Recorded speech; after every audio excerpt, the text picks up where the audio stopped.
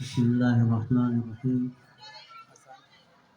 الحمد لله رب العالمين، والصلاة والسلام على سيد المرسلين خاتم النبيين سيدنا ونبينا ومولانا محمد وعلى آله وصحبه أجمعين وعلى من تبعهم بإحسان ودعا بدعوته إلى يوم الدين. أما بعد، فأعوذ بالله من الشيطان الرجيم. اقرأ باسم ربك الذي خلق الإنسان من علق. اقرأ وربك الأكرم الذي علم بالقلم علم الإنسان ما لم يعلم. صدق اللہ العظیم. ہمارے محترم بھائیوں اور معزز خواتین اور عزیز بچوں اور بچیوں، مجھے بڑی مسرت ہے کہ الحمدللہ ہمارے شہر میں یہ تعلیمی ادارہ عرصے سے قائم ہے اور اس کی خدمات ہیں، اور یہ اس کا اجلاس منعقد ہو رہا ہے جس میں ہمارے بچوں نے اور بچیوں نے بہت مفید پروگرام بھی پیش کیا، جس سے الحمدللہ جو یہاں محنت ہو رہی ہے اس کا ایک عکس ظاہر ہوتا ہے. لیکن سچی بات یہ ہے کہ ہمیں بہت آگے جانے کی ضرورت ہے، اس کے لیے بڑی محنت کی ضرورت ہے. اور جیسے ابھی بڑی تفصیل سے ہمارے مولانا سبحان صاحب نے فرمایا کہ ہمیں اپنے ظاہر اور باطن دونوں کی طرف توجہ کرنے کی ضرورت ہے. جو باتیں زبان سے کہی جاتی ہیں اگر وہ صرف زبان کا چٹخارا بن کر رہ جائے اور ہماری عملی زندگی ان سے خالی ہو تو کبھی کبھی وہ باتیں کل قیامت میں ہمارے خلاف دلیل بن سکتی ہیں اور اللہ کی یہاں گواہی دے سکتی ہیں کہ سب کچھ سننے کے بعد بھی ان کی زندگی پر اس کا کوئی اثر نہیں تھا. اور یہ جو علم کا میدان ہے، یہ سچی بات یہ ہے کہ یہ انسانیت کا میدان ہے، انسانوں کو انسان بنانے کا میدان ہے، ایک صحیح زندگی دینے کا میدان ہے. اس کی محنت ہوتی ہے اور افسوس کی بات ہے کہ اس کو لوگوں نے بالکل ایک دوسرا رخ دے دیا ہے. کبھی وہ بزنس کے لیے میدان اختیار کیا جاتا ہے اور اس کا نتیجہ یہ ہے کہ یہاں سے فارغ ہونے والا کسی بڑے کالج سے، میڈیکل کالج سے، جس نے لاکھوں کروڑوں روپے خرچ کیے، پہلے مرحلے میں سوچتا ہے کہ ہم نے جو خرچ کیا ہے وہ کس طرح سے ہم حاصل کریں. تو گویا کہ جو مقصد ہے اس علم کا نفع پہنچانے والا اور خود اپنے اندر وہ صفات پیدا کرنے والا جو انسانی صفات ہیں، صحیح اسلامی صفات ہیں، وہ مقصد حاصل نہیں ہوتا. ہمیں اپنی نیت کو بھی درست کرنے کی ضرورت ہے اور اپنے طریقہ کار پر بھی توجہ کرنے کی ضرورت ہے کہ جو اصل مقصد ہے وہ مقصد ہمارے پیش نظر رہے. اللہ تبارک و تعالیٰ نے یہ جو امت ہے، آخری امت ہے، خود کو خیر امت کہا گیا. اللہ کے نبی صلی اللہ تعالیٰ علیہ وآلہ وسلم جو خاتم النبیین ہیں، سید المرسلین ہیں، اللہ تعالیٰ نے آپ کی امت کو بھی سید الامم بنایا ہے، خیر الامم بنایا ہے. تو اس امت کی بڑی ذمہ داری ہے.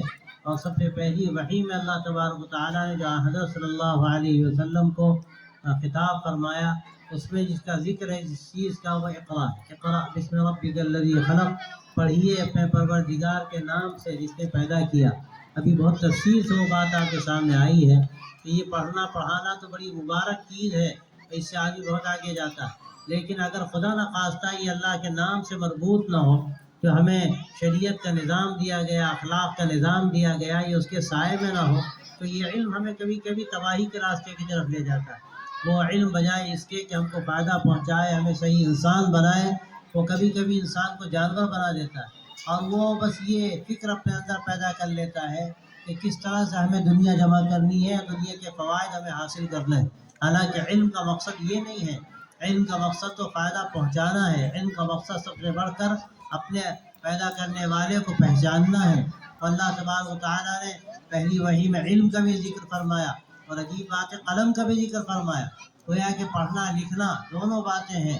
ان دونوں کا ذکر پہلی وحی میں اس امت کو جو کتاب، آخری کتاب دی گئی، جو آخری امت ہے، اس میں سب سے پہلی وحی میں قلم کا بھی ذکر ہے اور علم کا بھی ذکر ہے.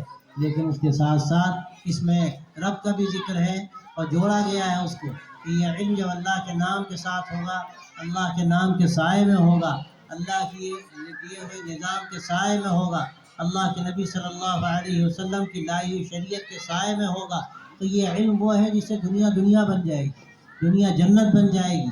یہ دنیا اس وقت اس طرح تباہی کے راستے کی طرف جا رہی ہے مسئلہ تنہا اس ملک کا کیا بلکہ دنیا کا مسئلہ ہے۔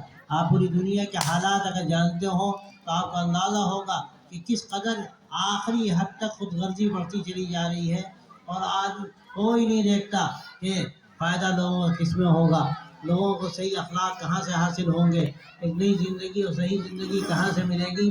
آدمی صرف یہ دیکھتا ہے کہ ہمیں فائدہ کہاں سے حاصل ہوگا، اور وہی چیز ہمارے اس ملک میں بھی ہو رہی ہے۔ جو ہمارے سامنے خطرناک حالات ہیں، انسان انسان کا دشمن ہو رہا ہے، بلکہ بھائی بھائی کا دشمن، اور ایسے واقعات اخبارات میں آتے ہیں، میڈیا میں، کہ سن کر حیرت ہوتی ہے۔ پہلے تصور جن واقعات کا نہیں ہو سکتا تھا وہ واقعات ہو رہے ہیں، کہ ماں بیٹے کو مار رہی، باپ اپنی اولاد کو قتل کر رہا ہے، اور کیوں کر رہا ہے؟ صرف دنیا کے فائدے کے لیے، کچھ مزے کے لیے۔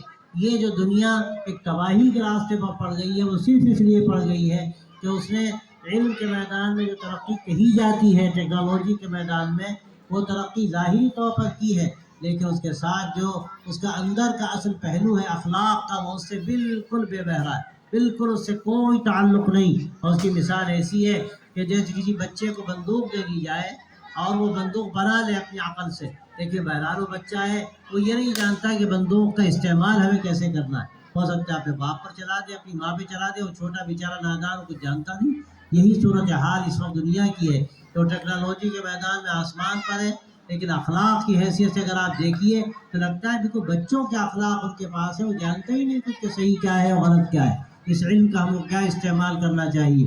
تو یہ جو اسکول ہے، خاص طور سے میں کہتا ہوں کہ جو اسلامک اسکول بنائے جاتے ہیں، یہ ایک بہت بڑی ذمہ داری ہے، اور میں کہتا ہوں صرف مسلمانوں کے لیے کیا، ساری دنیا کے لیے، دنیا انسانیت کے لیے اس میں جو سبق ہے اور اس میں جو رہنمائی ہے، وہ رہنمائی ان کو کہیں سے حاصل نہیں ہو سکتی۔ لیکن شرط ہے کہ ہم اس کی طرف توجہ دیں۔ میں جہاں بھی اسلامی اسکولوں میں جاتا ہوں، دو باتیں عرض کرتا ہوں۔ ایک بات یہ میں کہتا ہوں کہ دیکھیے آپ مقابلے پر ہیں، اس وقت جو اسکول آپ کے سامنے بڑے بڑے اسکول قائم ہو رہے ہیں، اور اس کے لیے بڑی محنتیں ہو رہی ہیں، اور جو بزنس پوائنٹ ہے اس کا، وہ بزنس پوائنٹ لوگوں کے سامنے ہے، بزنس کی حیثیت سے اسکول چلانے والے اسکول چلا رہے ہیں اور پڑھنے والے پڑھ رہے ہیں، ان کے سامنے کوئی انسانیت نہیں، کوئی اخلاق نہیں۔ تو ہماری پہلی ذمہ داری یہ ہے کہ ہم ان کا مقابلہ کر سکیں۔ اپنی سطح ہماری ایسی ہونی چاہیے، تعلیم کی سطح، ہمارے نظام کی سطح جو ڈسپلن کہلاتی ہے، وہ ڈسپلن ہمارے اندر ایسا ہو کہ اس کو دیکھ کر لوگ محسوس کریں کہ واقعی ایسا اسکول ہے کہ ہمیں اپنے بچوں کو بھیجنا چاہیے۔ کوئی بڑے سے بڑا ہو، لیکن وہ اسکول دیکھ کر متاثر ہو، اپنے بچوں کو بھیجنے کے لیے تیار ہو۔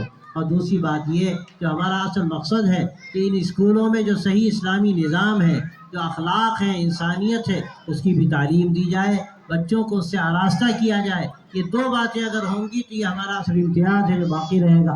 ہم اپنی سطح بلند کر لیں، بہت اعلیٰ قسم کا اسکول قائم کر لیں، لیکن ہماری جو دوسری بنیادی ذمہ داری ہے کہ جو اسلامی نظام، اسلامی اخلاق ہیں، ہمارا ان سے تعلق نہ ہو تو کوئی فائدہ نہیں۔ ایسے اسکول تو جو ہمارے کرسچنز قائم کر رہے ہیں، جو کانوینٹ اسکول ہیں، یا اور ہمارے برادران وطن اسکول قائم کر رہے ہیں اور محنت بھی کر رہے ہیں، ان کے اسکولوں میں وہ سطح موجود ہے، اعلیٰ سے اعلیٰ تعلیم وہ بھی دے رہے ہیں، لیکن اس کے ساتھ جو دوسرا اس کا رخ ہے، جو اصل مقصد ہے علم کا، اس سے وہ بیچارے ناواقف ہے۔ میں کہتا ہوں ناواقف ہے، جاہل ہے۔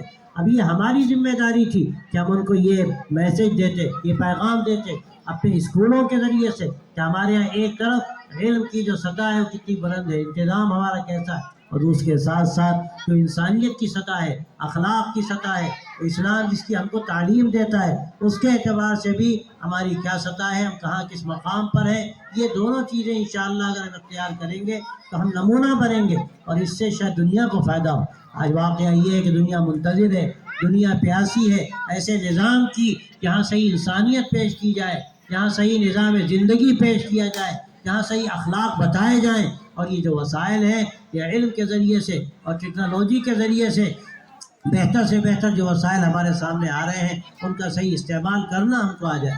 بس یہ اگر ہم نے انشاءاللہ طے کیا تو اس سے ہم فائدہ اٹھائیں گے، فائدہ پہنچائیں گے۔ اور یہ صفیہ بانو اسکول الحمدللہ یہ عرصے سے خدمت انجام دے رہا ہے، میں سمجھتا ہوں انشاءاللہ اس کو ترقی ہوگی، اور اس میں اور زیادہ نظام تعلیم کو مضبوط کیا جائے گا، نظام تربیت کو مضبوط کیا جائے گا، اور یہ سے ایک نمونہ پیش کیا جائے گا کہ دوسرے اسکول والے بھی آ کر سیکھیں کہ کیسا نظام ہوتا ہے۔ میں نے تو دیکھا ہے ملک کے مختلف صوبوں میں اور شہروں میں اس وقت جو لوگ ایک مصیبت میں گرفتار ہیں. میں نے دیکھا اسکول والے اور کالج والے مصیبت پہ گرفتار ہیں. ہمارے پیام انسانیت والوں نے جب کالجوں میں یونیورسٹیوں میں محنت کی تو وہاں کے ذمہ داروں نے یہ بات کہی کہ آپ بڑا اچھا کام کر رہے ہیں, ہم آپ کو دعوت دیتے ہیں کہ آپ ہفتے میں ایک دفعہ آئیے اور ہمیں اخلاق کی تعلیم دیجیے, ہمارے بچوں کا آپ اخلاق سکھائیے. یہ تو جانور ہوتے چلے جا رہے ہیں, ان کو ذرا بھی اس کی پرواہ نہیں ہوتی کہ ہم کیا کر رہے ہیں, کس کو کیا نقصان ہو رہا ہے. ہمارے باپ کو نقصان ہو, ماں کو نقصان ہو, ہمارے ٹیچر کو نقصان ہو, ہمارے اسکول کو نقصان ہو, ہمارے چھوٹوں کو اس کا نقصان پہنچے, کسی کوئی پرواہ کو نہیں ہوتی. آپ آ کر بتائیے کہ صحیح طریقہ کیا ہے. آپ کے پاس جو دولت ہے بحیثیت اسلام کے مسلمان کے, وہ دولت کس کے پاس ہے؟ سب خالی ہے اور لوگ منتظر ہیں کہ مسلمان کو نمونہ پیش کریں, زندگی کا نمونہ پیش کریں جس سے لوگوں کو فائدہ ہو. اس لیے میں لمبی بات نہ کرتے ہوئے یہ آپ سے درخواست کرتا ہوں کہ دو باتوں کی طرف آپ توجہ کیجیے. جو ہمارے اسکول کا مینجمنٹ ہے, یہاں کی جو معلمات ہیں, ٹیچرس ہیں, ان سے میں کہتا ہوں ایک تو آپ نظام کو مضبوط کیجیے, آپ پیچھے ہو جائیں گے, کوئی پوچھے گا نہیں آپ کو. نمبر دو, جو اصل ہماری بنیاد ہے جس کو اسلامیت کہتے ہیں, اسلامی اخلاق, اسلامی نظام, اور سچی بات یہ کہ یہی انسانیت ہے, اس کو اپنے اندر پیدا کیجیے, اس کی تعلیم دیجیے اور بچوں کو یہ اخلاق سکھائیے کہ جب گھروں میں جائیں تو اس کا احساس ہو گھر والوں کو کہ یہ جو صفیہ بانوں میں بچے پڑھتے ہیں ان کی زندگی الگ طریقے کی. یہ انشاءاللہ اگر ہم طے کر لیا, اور جتنے ہمارے سامعین آئے ہیں, ہماری بہنیں ہیں اور بچیاں ہیں, ان سے میں کہتا ہوں کہ وہ جو کچھ اسلام کی تعلیم ہے اگر وہ اپنی زندگی میں اس کو اختیار کریں گی, اپنے گھروں میں اختیار کریں گی, ہمارے جو مرد حضرات یہاں بیٹھے ہیں, نوجوان بھی ہیں, وہ نمونہ بنیں گے تو انشاءاللہ اس کا اثر پورے سماج پر پڑے گا. اور آپ دیکھیں گے اس کی کیا نتائج سامنے آتے ہیں. اس لیے کہ اس کی بڑی ضرورت ہے کہ ہم ان چیزوں کو اختیار کریں, اپنی زندگی کو بہتر بنائیں. میں پھر مبارکباد دیتا ہوں اسکول کے ذمہ داروں کو. مجھے بڑی مسرت ہے کہ میں حاضر ہوا, آپ کے اس پروگرام میں شریک ہوا, اور میں امید کرتا ہوں کہ انشاءاللہ یہاں سے ایک نیا نظام شروع ہوگا. آپ بھی اس کی قدر کریں گے, اپنے بچوں کو بھیجیں گے تعلیم کے لیے, اور اسکول کے ذمہ داروں کی جو ذمہ داری ہے, جیسے کہ بات کہی گئی کہ کلکم مسئول کلکم راع وکلکم مسئول عن رعیتی, کہ تم میں سے ہر شخص ذمہ دار ہے, اور جو اس کے دست نگر ہیں, جو اس کے زیر انتظام لوگ ہیں, ان سب کے بارے میں پوچھا جائے گا, ان کی ذمہ داری اس کے اوپر ہے. تو اس لیے ہم سب اگر طے کر لیں گے تو انشاءاللہ حالات بدلیں گے, ایک نئی روشنی انشاءاللہ ہمارے سامنے آئے گی اور نئی صبح طلوع ہوگی. اللہ تعالیٰ ہم سب کو توفیق دے. اس اجلاس کو اللہ قبول فرمائے, اس حاضری کو بھی قبول فرمائے, اس کو خیر و برکت کا ذریعہ بنائے. وآخر دعوانا ان الحمدللہ.